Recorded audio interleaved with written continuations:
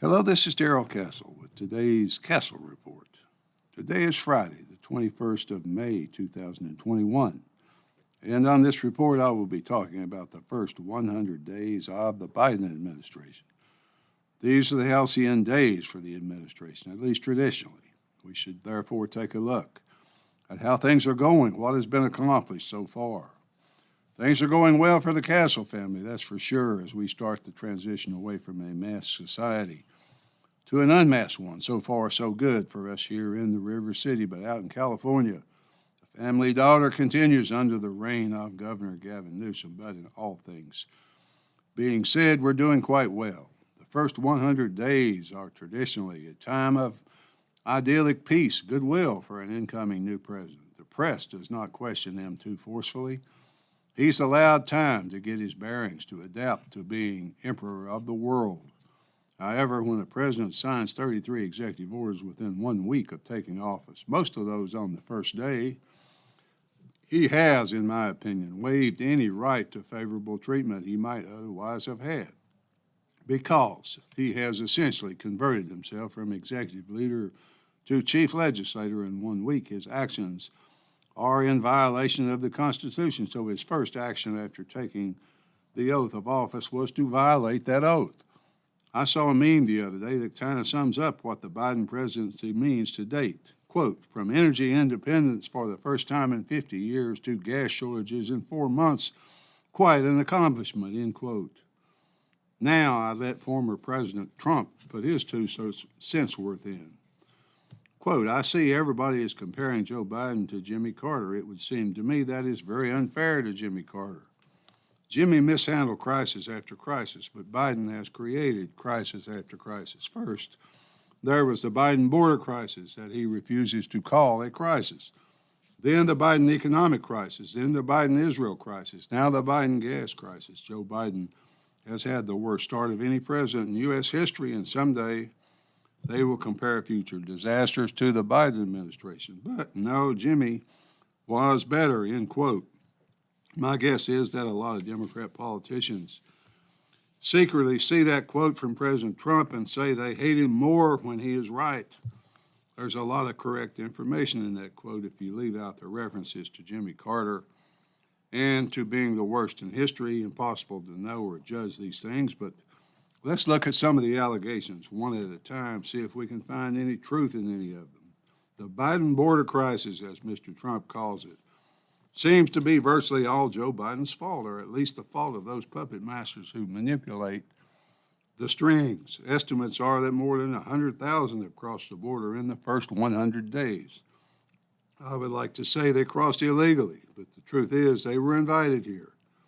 I believe the first executive order that the new president signed was one completely opening the borders. That means to anyone from anywhere, no matter what their intentions upon entering this country.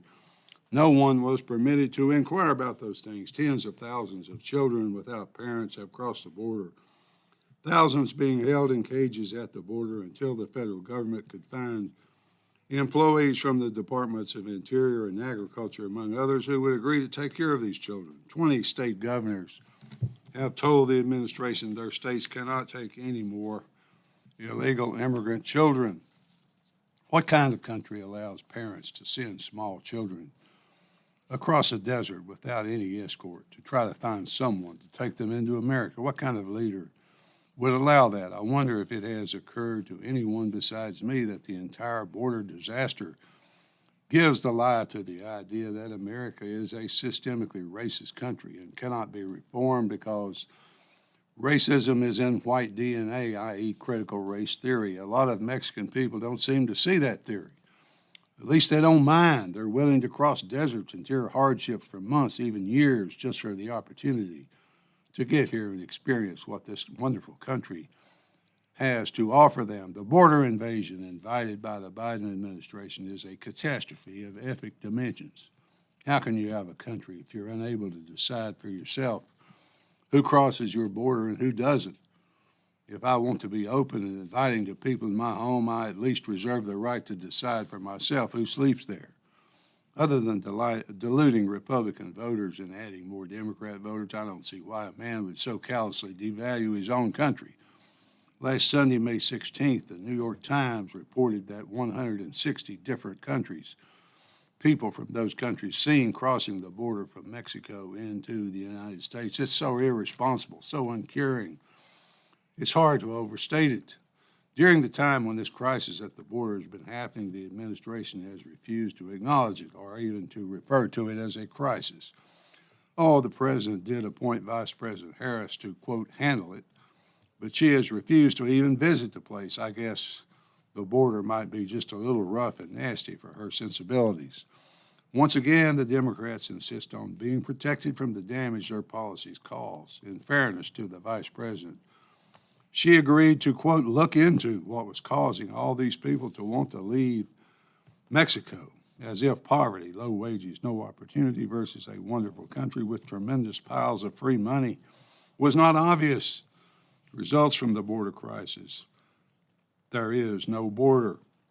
The second crisis that we listed was the economic crisis. Here, our president is caught on the horns of a dilemma, squarely in the middle of what the press during the Carter years referred to as the misery index. By that I mean the big three: interest rates, inflation, unemployment, all in double digits at the same time. Interest rates need to go up to chill inflation, especially on critical items such as food and fuel. But the Federal Reserve cannot raise rates right now. Biden is doomed. He's doomed if he does, and he's doomed if he doesn't. So the prospects look rather difficult and very bleak. Inflation is raging. Anyone can see it. Food and fuel are skyrocketing in cost due to supply chain problems, energy production problems, transport problems, but primarily to flooding the country with excess money. Also, factors such as the virus and to insane environmental policies and Democrat grandstanding on pipelines. Inflation of fuel and food prices cannot be allowed to accelerate to the point where food stamps will not buy enough to feed a family, or the administration will be risking violence, chaos. The way to kill inflation when it's running away from you is the way Paul Volcker did it. Back when he was Fed chairman under Reagan, when he took office in 1981, inflation was about 15% by 1983, headed down to 3%. He was able to accomplish that because he had the backing of Reagan, and he was not afraid to be hated. He was hated by those who knew it was going to cause pain to cure the disease caused by others. But to not endure the pain meant the death of the patient. He raised interest rates to 20% so that housing industry dried up. Unemployment ran above 10% for a while, and the economy sunk temporarily into recession.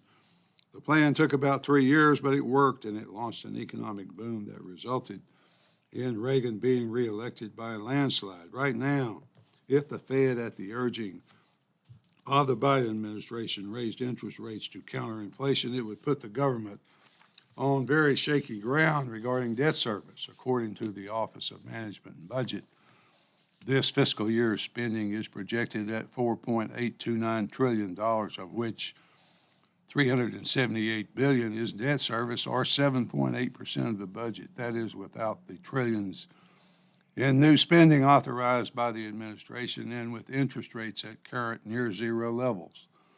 To halt inflation, as Volcker did by raising rates, the rates would have to go up significantly until debt service ate most or all of the budget.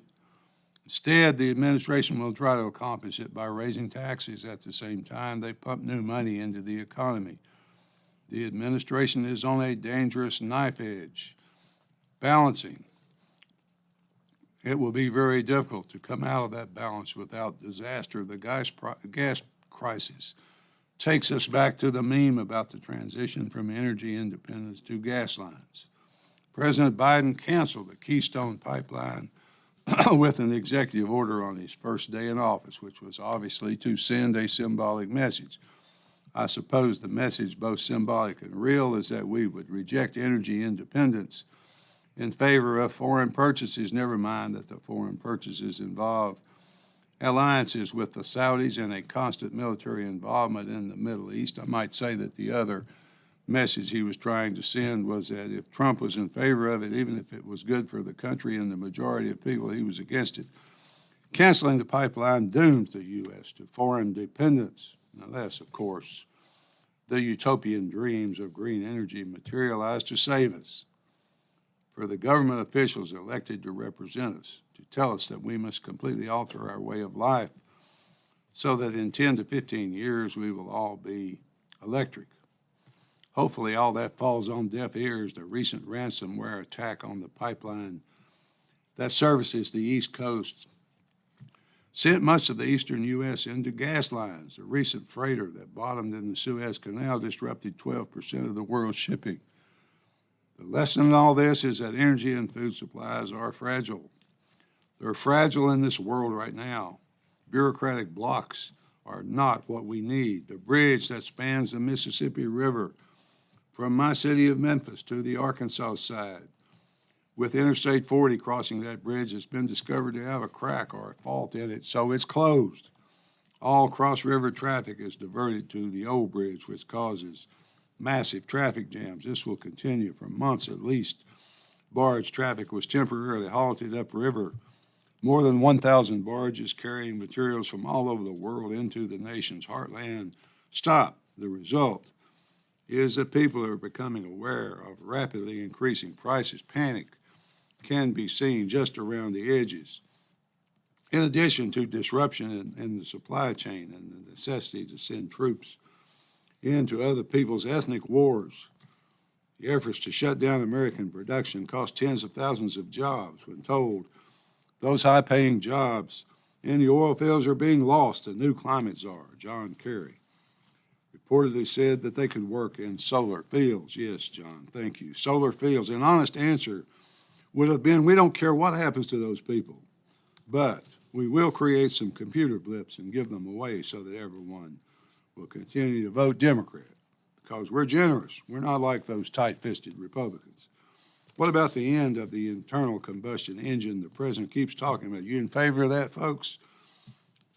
Do you own a Tesla or some other electric car? Well, neither do I. And from what I understand, those cars have a rather limited range, which would serve to limit the mobility of Americans. First, you tell us we can't fly, but if we do, we have only a limited destination. Then you tell us we can't drive, but if we do, the trip must be very short. In the meantime, you have your armored limousines. You have your Air Force jets all funded by the labor of hardworking Americans, by those who still are fortunate enough to have jobs at least.